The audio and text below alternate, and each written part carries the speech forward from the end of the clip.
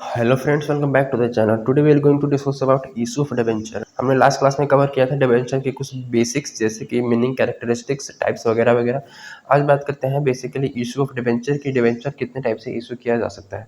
तो पहला देखते हैं, जब डिबेंचर कंपनी इशू कर सकती है तो on the basis of value. On the basis of value में क्या होता है, 3 टाइप की कैटेगरीज डिवाइड होती है।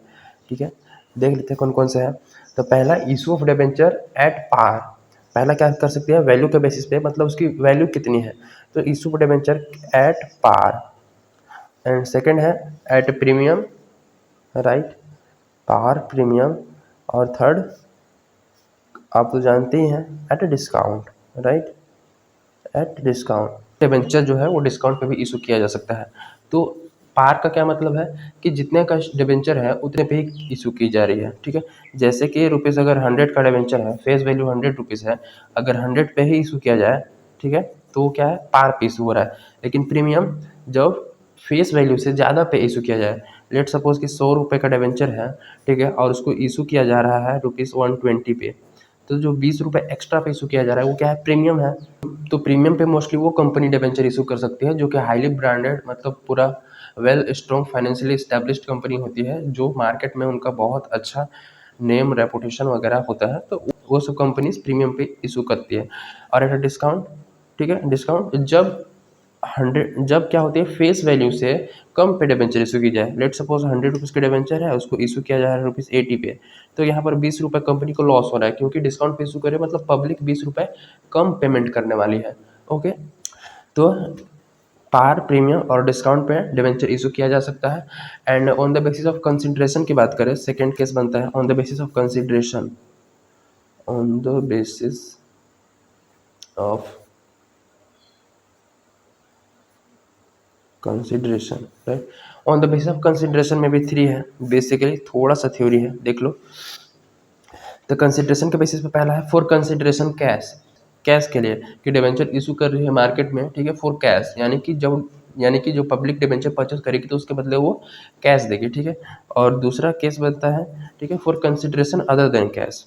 फॉर अदर देन कैश कहने का मतलब क्या है, मतलब किसी से एसेट कोई खरीद लिया तो उसके बदले हम डिबेंचर दे रहे हैं, राइट। मतलब हम डिबेंचर इशू कर रहे हैं, लेकिन उसके बदले वो जो सामने वाला पर्सन है वो कैश पेमेंट नहीं कर रहा है, राइट। उससे हम कोई एसेट खरीद लिए और कोई और सामान खरीद लिया, ठीक है, तो उस चीज़ के बदले हम क्या रहे हैं, डिबेंचर इशू कर रहे हैं, तो वहाँ पर for the consideration other than cash हो जाता है। और थर्ड में है as a collateral security. Debenture को इशू किया जा सकता है एज अ कोलेट्रल सिक्योरिटी। तो एज अ कोलेट्रल सिक्योरिटी क्या होता है, तो जब किसी से हम लोन लेते हैं ना, तो उसके बदले हमको कुछ गिरवी देना पड़ता है, ठीक है।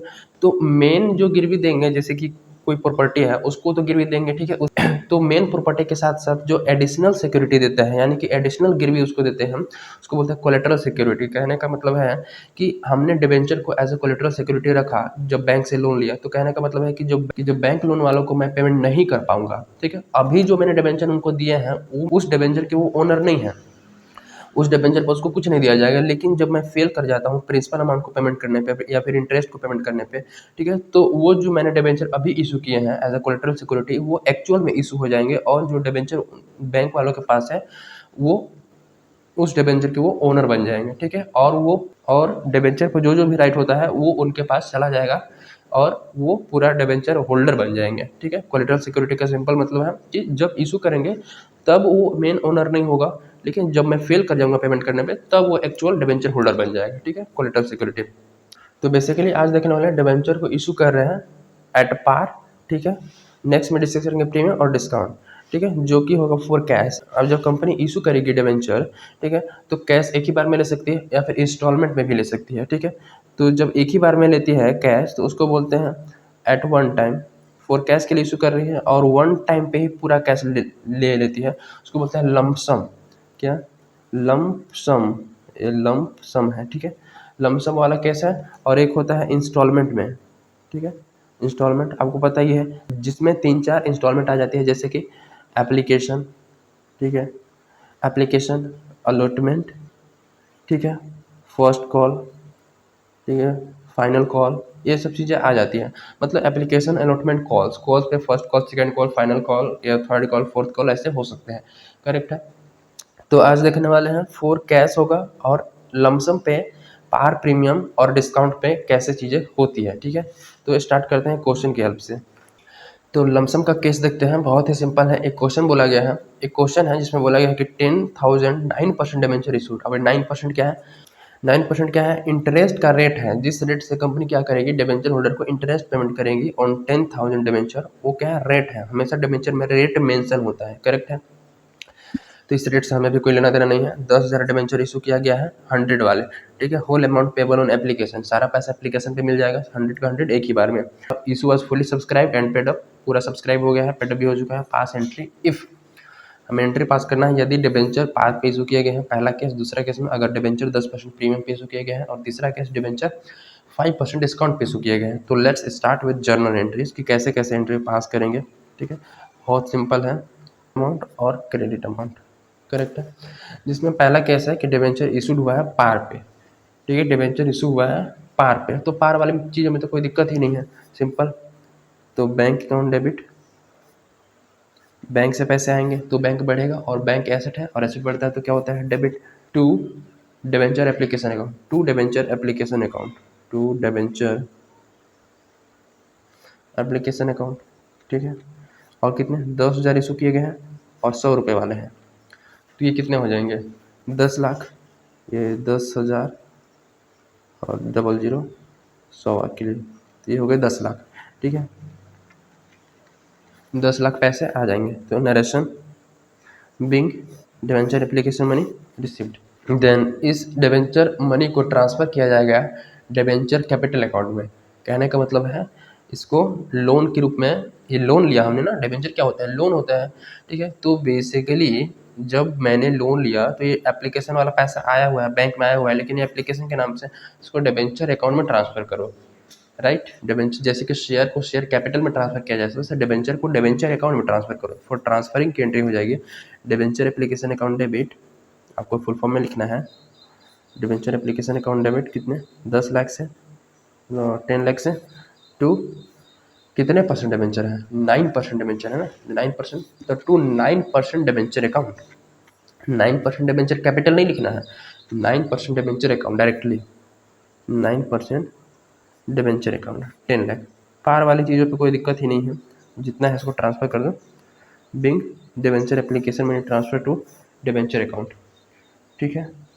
अब सेकंड केस की डिस्कस करते हैं, जब प्रीमियम पे इशू किया गया हो, जब प्रीमियम पे इशू किया गया हो हमारा डिबेंचर, तो प्रीमियम एक्स्ट्रा पैसे मिलेंगे, कोई दिक्कत थोड़े है, बैंक से पैसे ही तो रिसीव होंगे ना।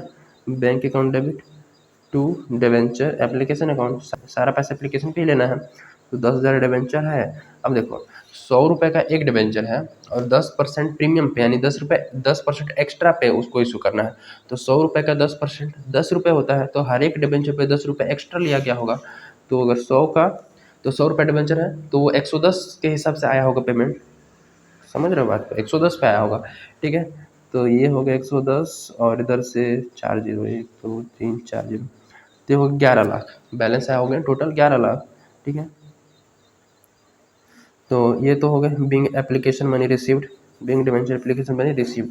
देन ट्रांसफर वाली एंट्री, तो debenture application account debit, debenture application account debit with 11 lakh, इसमें डिवेंचर का और प्रीमियम का दोनों का है। तो टू 9% डिवेंचर अकाउंट, 9% डिवेंचर में ट्रांसफ़र कितना होगा? 10,000 फेस वैल्यू से, डिवेंचर के अकाउंट में फेस वैल्यू से ही डालना है। तो फेस वैल्यू कितना है? 100, यानी कि 10 लाख तो जाएगा डिवेंचर में। एक्चुअल 10 लाख का डिवेंचर का पैसा आया हुआ है जो हमने इशू करा हुआ था, और जो प्रीमियम का है उसको दिखाना है।